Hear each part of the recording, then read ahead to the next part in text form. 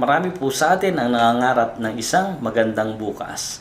Siyempre naman, ang bawat Pilipino pag tinanong natin kung gusto mong yumaman, siyempre naman, maaaring ang mga pangarap ay gustong magkaroon ng bahay, siyempre, kotse, savings, bakasyon, pangaral ng mga bata, and lagyan natin ng presyo, no? Kasi siyempre dapat may goal tayo na makakamit.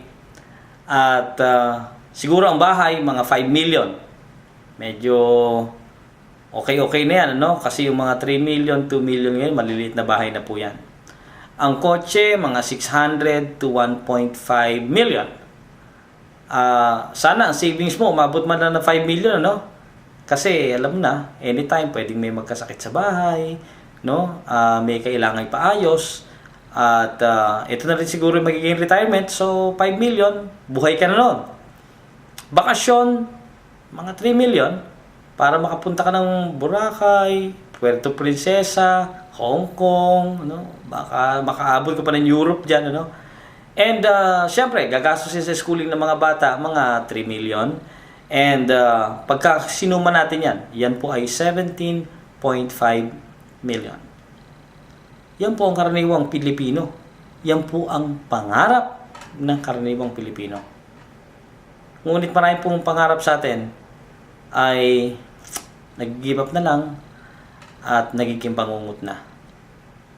Bakit? Kasi hindi na si katuparan dahil ang sistemang ginamit ay hindi naman talaga sapat para umabot. Ano ba ang sistema na karaniwang ginagamit ng ating mga kababayan? Siyempre, ito yung tinatawag na linear income o yung kinita mo last week, yun ulit para sa linggong ito o yung kinita mo last month, yun pa rin para sa buwan na ito. At yun po, pantay-pantay lang. Ang mahirap nga lang po ay mas mabilis pong tumaas ang presyo ng bilihin kesa sa pagtaas ng iyong sweldo. Sa madaling salita, sa tuwing tataas ang bilihin, ang buying power ng iyong sweldo ay bumababa. Sa makatuwid, ang value ng iyong pera bumababa din. At yan po ay dire-diretsyong nangyayari at wala po nakakapigil ng pagtaas ng bilihin. Ngayon, kung yung dati po sistema natin ang gagamitin pa rin natin, ganun pa rin ang resultang makikita natin. Dapat magkaroon po ng pagbabago. So, kung 17.5 million po ang iyong pangarap, paano mo ikitain ito? Maari po, nagtatrabaho at maayos po ang trabaho. Sabihin po natin ang kinikita ay 12,000, 15,000, yan po mga graduate na yan, ha? Kapag medyo sinuwerte, abot ng 20,000, aman, pagpalagay po natin 20,000 ang iyong kinikita kada buwan. Sa loob po ng isang taon, yan po ay 240,000. Pwede na, no? Sa loob po ng 10 taon, yan ay 2.4 million. Wow, milyonaryo ka na in 10 years kung hindi mo ginastos. Kaya lang, syempre, alam naman natin na kailangan mong bayaran ng inuupahan mong bahay, ang pamasahe mo, pang taxi, pang MRT, usual na gastos. So baka yung 2.4 million naging resibo lang. No? Pagpalagay po natin na hindi mo ginastos at talagang naipon mo yung 2.4 million. Kung ikaw ngayon ay 20 years old at balak mo magtrabaho ng mga hanggang 70, by the age 70, that is 50 years from now, meron kang 12 million. Kung naman, ikaw ay mga nasa 20s, 30s na, at ang balak mo ay mag-retire by the age of 60, that's roughly about 7.2 million. Ang pangarap ng karaniwang Pilipino, 17.5. So, paano? Kung ikaw ay 70 years old na, siyempre, di ba, lifespan ngayon 65. Palagay mo, yung 12 million, umabot ba sa 17.5 million? So, hindi makukuha ang pangarap. O hindi nakuha ang pangarap. Kaya lang, dahil 70 na, lumampas sa lifespan, baka nauna ka pang kinuha. Diba? Kaya sa pangarap na makuha mo. Yan po joke. Pero po, sa puso ng marami sa atin, katotohanan yan. Ilan na po nakita ko na tumatanda na yung inaasahan na magandang kinabukasan, para bang pakiramdam nila nag-aalaga sila ng apo, pupunta-punta sa kung saan-saan. Hindi naman talaga nangyayari. Mas malaking binabayaran sa gamot, sa ospital, at walang kapera-pera. Mas marami po yan. At malungkot nga po nito, pag si Lola darating, no? Yung nakatatanda, darating sa isang bahay, tatawag sa anak, "Anak, punta sana ako dyan medyo nabobore na ako rito Nay, may bisita pa kami alam nyo naman ngayon, mahirap ang buhay." Pero pagka si Lola, pag darating, may pasalubong sa anak, may pasalubong sa mga apo, alam nyo na, "Anak ko, pag angat ng telepono, Nay, kailan ka pupunta rito?" Hindi man masyadong maganda sa pandinig. Pero po, di ba, yan ang reality. Mas maganda na ikaw pumunta sa bahay bilang isang pagpapala rather than burden o additional na gastos sa kanila. So, kung tayo po yung mga anak ngayon, sana po itrato natin ng tama ang ating mga magulang, bigyan natin sila ng magandang space sa ating mga tahanan, at kung ikaw naman, mas bata pa ngayon, paghandaan mo ang panahon ng iyong pagtanda. Okay? Pero, mas gusto ko, dito sa FKC po, hindi nyo naabutin yung pagtanda bago ka magkaroon ng magandang buhay. Ang gusto namin, mga 3 to 5 years, maganda na ang buhay mo. Yung kotse na gusto mong ma-drive, na i-drive mo na, siguro, hindi ka lang naka-basic car, dapat naka-sports car ka na. Yung bahay na tinitiran mo, siguro, ang iniisip mo, nasa 3 million, 5 million, yung makakuha ka ng condo na about 20 million, 30 million. Yan ang gusto kong mangyari para sa'yo. Ngayon, kailangan lang ng isang sistema na tama, na proven, na pwedeng gumana para sa'yo. Meron akong tanong sa'yo. Ikaw ba ay willing na makuha ang iyong mga pangarap? Kung oo ang sagot mo, qualified ka na. 4 lang ang tanong na ito. Number 2 question. Ikaw ba ay willing na magbigay ng 1 oras, 1 araw, or 5 hours to 10 hours a week para matupad ang iyong mga pangarap? Kung ang sagot mo oo, second, qualified ka na. Ito po ang pangatlong tanong. Ikaw ba ay maraming kaibigan? Kung 6 sa mga kaibigan mo ay gusto ring matupad ang iyong mga pangarap at kanilang mga pangarap sa pamamagitan ng pagtutulungan, qualified ka na. Ito po ang pang-4 na tanong. Meron ka bang 1,700 para matupad ang iyong mga pangarap? Kung ang sagot mo, yun lang pala, meron, pasok ka na. Kung sakali naman naisip mo, wala kang pera ngayon, alam mo ba, yung wala, lalong nawawalan. Kasi po, ang nagpapayaman sa tao, yung paraan, hindi po yung dahilan. Okay. So, nais ko paliwanag sa iyo yun. Paano nga magagana yung 1,700 mo para maging mga 5 million in 3 years? Okay na ba sa iyo yun? O sige, 1 million in 1 year. Ganito ha. Ikaw bibili ng isang produkto na ang halaga ay 1,700. Ang produkto po nito ay tinatawag na Night Fresh. Isa pong napakagandang produkto from FKC International Philippines. Kami po ay isang multi-billion-dollar company na ngayon po ay nasa Pilipinas since last year. Kami po ay nag-open noong June 2010. Ang ating pong mother company ay nasa California, USA. At ito po ay 8 taon na. Tayo po ay naglilingkod sa 40 bansa at binigyan po ng FDA GMP ng Amerika, yung Good Manufacturing Practice. A rating po ng California Department of Public Health, Natural Product Association, National Science Foundation, at ng halal ng ating mga community na Muslim. Siyempre po, ISO 9001-2000 ang ating sistema. Dito po sa Pilipinas, meron po tayong FDA permit bawat isang produkto natin o yung tinatawag nating BFAD. So, napakaganda po ng produkto, napakaganda po ng kumpanya. Yung pong Night Fresh ay isa po sa mga produkto lamang ng FKC among our 13 products na napakaganda po sa iba't ibang sistema ng ating katawan. Ngunit pag-usapan lang po natin sa pagkakataong ito ay yung Night Fresh. Yun po ay napakagandang pangtanggal ng ating bara sa tiyan. Yung po mga constipated, nakatulong po yan dahil po ito nilalabas niya yung dumi nyo. Sabi po ng mga doktor at mga siyentipiko, 90% po ng ating mga sakit nanggagaling lang po sa ating colon. Yung pong colon, yung large intestine. Dahil dyan po pala, naiipon yung ating mga kinain at hindi naman po talaga lahat yan ay nakakalabas ng gusto. Yung dinigest natin, yung undigested food na iiwan ngayon dun sa ating colon, na of course nilalabas natin in the form of feces. No? Kaya lang po, yung naiiwan doon sa walls ay nananatili. Meron po mga invasive na paraan ng pagtanggal ng dumi niyon katulad ng labatiba, o kaya matagal na fasting. Kaya lang, sino naman ang gustong gumawa ngayon ng labatiba? Yun yung po yung binubuhos yung tubig sa loob ng tiyan mo, lalagyan ng kung ano mga gamot, ano? So, very inconvenient. Ito po, iinumin mo lang, no? So, isang capsule lang, kung anong ginawa ng labatiba, yun din nangyari sa iyo. At ito, gentle.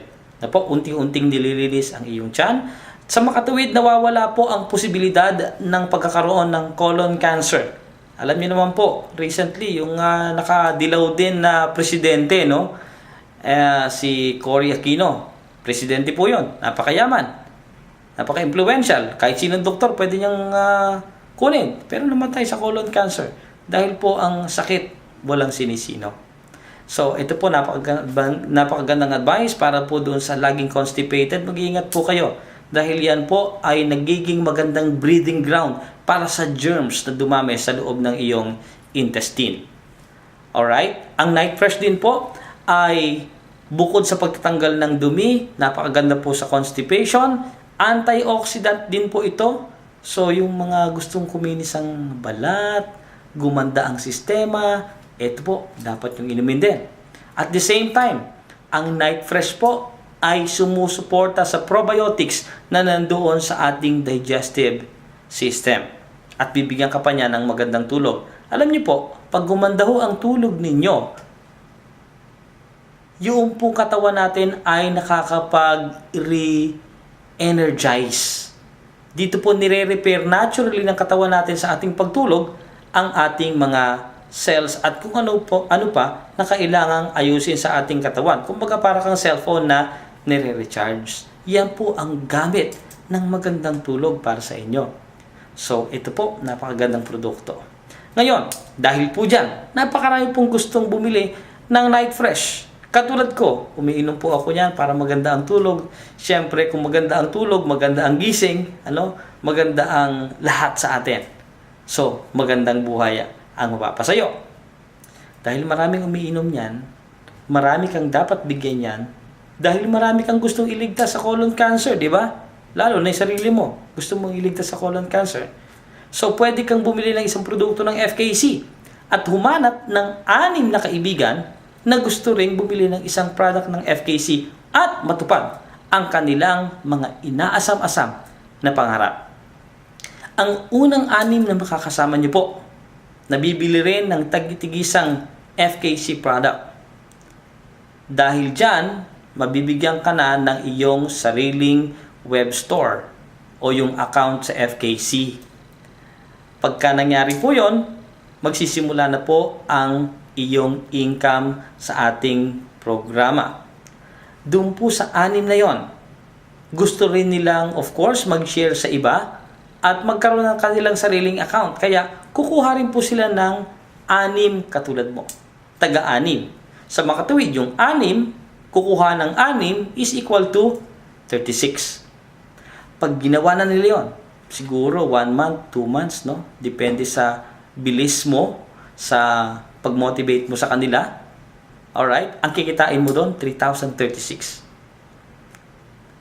The following month, yung 36 na yon, kukuha uli ng tag-6. Dahil katulad nyo, gusto ring matupad ang kanilang mga pangarap.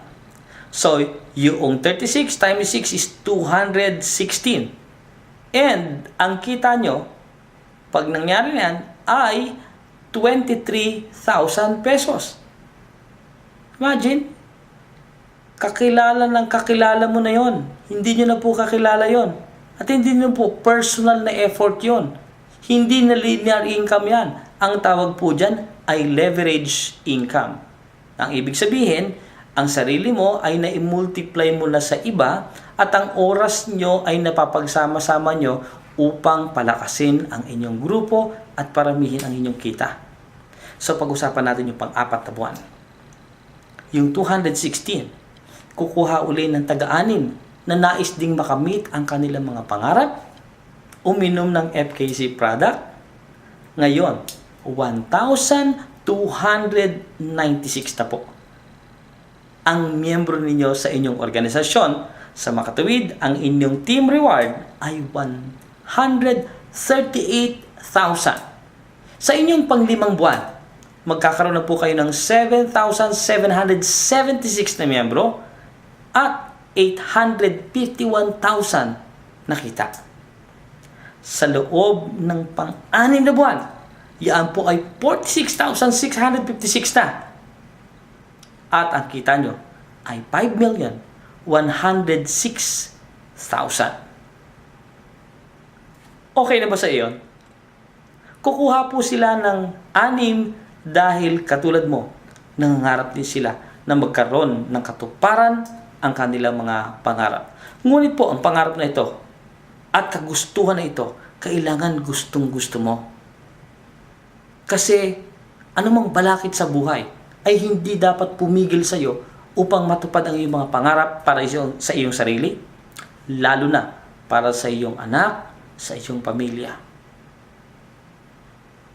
Naghihintay sila ng iyong desisyon na magkaroon ng mas magandang kinabukasan. Ito po sa FKC, isang sistema, it's a proven system. Ito po may kumikita sa amin dito ng 15 million a month. Last year po, nakapamigay po kami ng 6 na tag-1 milyong kotse, bayad po ng buo. Kadarating lang po ng mga katulad nyo nasa sistemang ito. Galing po sila sa Dubai. Sila ay nilagay namin sa pinakamahal na hotel, yung Burj Al Arab. Ang sasakyan po nila ron, top of the line. At ngayong pong taon na to, kami naman ay nakatakdang pumunta sa USA. So, ang punta po natin Hollywood, Disneyland, Los Angeles, California, of course, Las Vegas, Nevada. At we will spend about 5 days, 3 to 5 days para mag-luxury cruise from California to Mexico. Yang pong buhay niyan ay naghihintay sa inyo. Kung bibigyan niyo po ang FKC ng pagkakataon sa inyong buhay, 1 oras, 1 araw, o 5 oras sa loob ng 1 linggo para sa katuparan ng iyong mga pangarap. Isang magandang kalusugan, isang magandang kinabukasan. Dapat nandito ka na. So, gawin mo na ang desisyon na yan ngayon. 1,700, magbabago ng iyong buhay. 6 na ikaibigan.